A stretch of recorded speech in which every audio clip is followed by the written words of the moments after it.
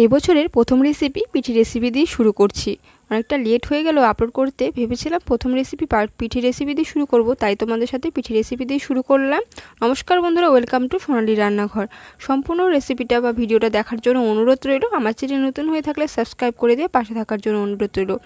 আজকের পাটিসাপটাটা বানাবো ক্ষীরের পাটিসাপটা বা ক্ষীরসা পাটিসাপটা। ভিডিওটা সম্পূর্ণ দেখতে থাকো, বুঝতে পারবে কিভাবে বানাচ্ছি কড়াইতে। আজকে পাটিসাপটা কড়াইতেই বানাবো, তার জন্য আমি একটা বড় গামলা নিয়েছি। তার মধ্যে মেজারমেন্ট কাপের 1 কাপ নিয়ে নিয়েছি এখানে বড় কাপে। তোমাদের কাছে যেটা অ্যাভেলেবল, যেই পাত্রটা সুবিধা হয় সেই বুঝে নেবে, মাপটা ঠিক রাখবে। প্রথমে এখানে আমি 2 কাপ ভরে চালের গুঁড়ো নিয়ে নিলাম। কাপটা দেখতে পাচ্ছি মাপে নিয়ে নিয়েছি, যেহেতু একটু বেশি পরিমাণে বানাবো। আর 1 কাপ ভরে আমি এখানে ময়দা নিয়ে নিয়েছি। সবগুলো মাপ করে নিয়েছি, তোমাদের সামনে দেখিয়ে দিচ্ছি, বুঝতে পারবে। তারপর এখানে আমি স্বাদ মতো নুন, মানে সামান্য একটু নুন দিয়ে দিয়েছি। আর হলো দিয়ে দিয়েছি 1/2 কাপ চিনি। চিনিটার ব্যালেন্সটা এটাই মাপ ঠিক আছে, সেজন্য এরকমই দিয়ে দেবে। তারপর অল্প অল্প জল দিয়ে আমরা এটাকে একটা ব্যাটার তৈরি করে নেব। অল্প অল্প জল দিয়ে, বেশি পাতলাও না আবার বেশি ঘন না, একটা ব্যাটার তৈরি করে নেব। পরিমাণটা দেখতে থাকো, বুঝতে পারবে। আর আমি টোটাল এখানে 3.5 গ্লাস জল ব্যবহার করেছি। আমার গ্লাসের মাপটা দেখতে পাচ্ছ, সেই মাপেরই নিয়ে নিয়েছি। তোমরা অল্প আমাদের যে কোনো পাত্র দিয়ে অল্প মাপটা বুঝে নেবে। আমি তোমাদের দেখিয়ে দিচ্ছি কতটুকু একদম ঘনত্ব পাতলা ব্যাটারটা রাখবে। দেখতে থাকো, ভালো করে মিশিয়ে নিতে হবে, যাতে কোনো লাম্পস না থাকে। ভালো করে কিন্তু মিশিয়ে নিতে হবে, যত ভালো ফেটাবে তত কিন্তু ভালো পাটিসাপটাটা ভালো হবে। দেখতেই পাচ্ছ এখানে ব্যাটারটার পরিমাণটা কীরকম রেখেছি, ঠিক এরকমই রাখতে হবে। ওইটাকে আমি রেস্টে রেখে দেবো কিছু সময়ের জন্য, আধা ঘন্টা রেস্টে রেখে দেবো। তার মধ্যে এখানে আমি ক্ষীরসা বা ক্ষীরটা তৈরি করে নেব। তার জন্য আমি এখানে 1 কেজি দুধ নিয়ে নিয়েছি। এখানে আমি আমুলের দুধ ব্যবহার করেছি, তোমরা চাইলে গরুর দুধও ব্যবহার করতে পারো। তোমাদের কাছে যেটা অ্যাভেলেবেল থাকবে সেটাই নিয়ে দিবে। এখানে 1 কেজি দুধটাকে আমি এখানে হাফ কেজি পরিমাণে দুধটা নিয়ে নিয়েছি। সেটাকে আমরা জাল করে শুকিয়ে নেব।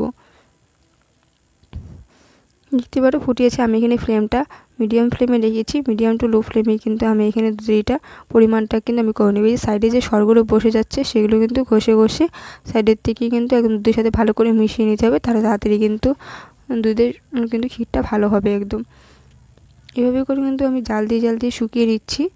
আর যখন প্রায় অনেকটা আধা শুকিয়ে আসবে, তার মধ্যে আমি এখানে 10 টাকা দামের 1 প্যাকেট আমুল পাউডার ব্যবহার করেছি।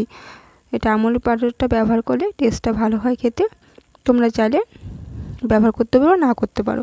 এইভাবে করে কিন্তু ঘনত্বটা দেখছো কতটা ঘনত্ব হয়ে গেছে। দুধের উপরে কিন্তু ভালো একটা মোটা সর বসে গেছে। সরগুলো আমি এখানে সাইড দিয়ে কিন্তু সরিয়ে নিয়ে কিন্তু দুধের সাথে মিশিয়ে দিচ্ছিলাম। আর এখানে চিনি পরিমাণটা আমি সেই মেজারমেন্ট কাপে 1/2 কাপ চিনি নিয়েছি। 1 কেজি দুধের জন্য এই পাপটাই একদম পারফেক্ট আসে।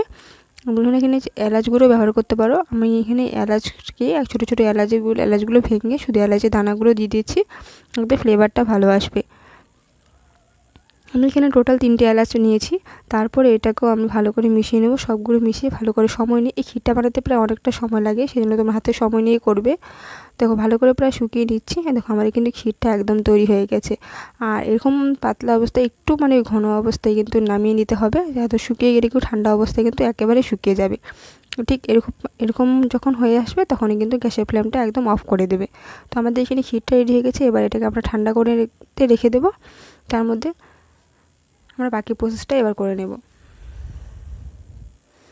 আর দেখো এখানে আমাদের এখানে ক্ষীরটা তৈরি হতে দেখো আমাদের এখানে পাটিসাপটার ব্যাটারটা একদম তৈরি হয়ে গেছে।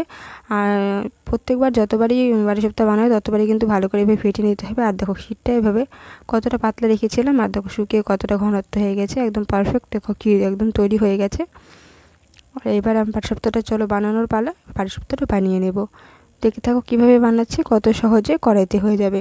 আচ্ছা, এরকম কড়াইটা ব্যবহার করবে যখনই, কড়াইটা যখন এখন তেলে কড়াই থাকতে হবে, তো কোনো খসখসে ভাব না থাকে কড়াইটার মধ্যে।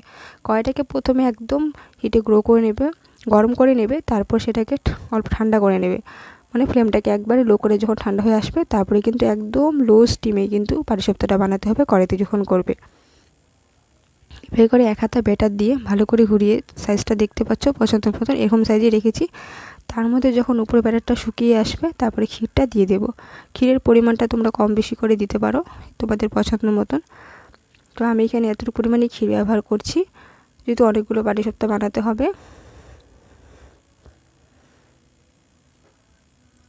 তো দেখতে পাচ্ছ, তোমরা তোমাদের পছন্দ মতন কম বেশি করে দিতে পারো। তারপর যখন উপরে ব্যাটারটা শুকিয়ে আসবে আমরা এটাকে রোলস করে দেবো। দেখতে পাচ্ছ কড়াইতে কিন্তু একদম লেগে যায়নি, কারণ ফ্লেমটা কিন্তু একদম লোতে রেখেছি। এই স্টিমটা কথা খেয়াল রাখবে, নাহলে কিন্তু পুড়ে যাবে, লেগে যাবে, জ্বলে যাবে। আর অবশ্যই তেলে কড়াই ব্যবহার করবে। এই কটা জিনিস খেয়াল রাখলে তাহলে কিন্তু কড়াইতে একদম পারফেক্ট পাটিসাপটা তোমাদের তৈরি হয়ে যাবে। দেখতে পাচ্ছ কত সুন্দরভাবে কিন্তু আমাদের পাটিসাপটা একদম তৈরি হয়ে গেছে। তো আজকের রেসিপিটা কেমন লাগলো অবশ্যই কমেন্ট করে জানিও। ভালো লাগলে লাইক এবং শেয়ার করে দিও। আশা করছি বুঝতে পারছো সম্পূর্ণ রেসিপিটা। দেখা হচ্ছে অন্য কোনো নেক্সট একটা সুন্দর একটা রেসিপির সাথে। ততক্ষণ সবাই ভালো থেকো, সুস্থ থেকো। অবশ্যই কমেন্ট করে জানিও রেসিপিটা কেমন লাগলো। আর প্লিজ ফ্রেন্ডস ফ্যামিলিদের সাথে শেয়ার করে দিয়ে আমার পাশে থেকে থাকো। ধন্যবাদ। দেখা হচ্ছে অন্য কোনো রেসিপির সাথে।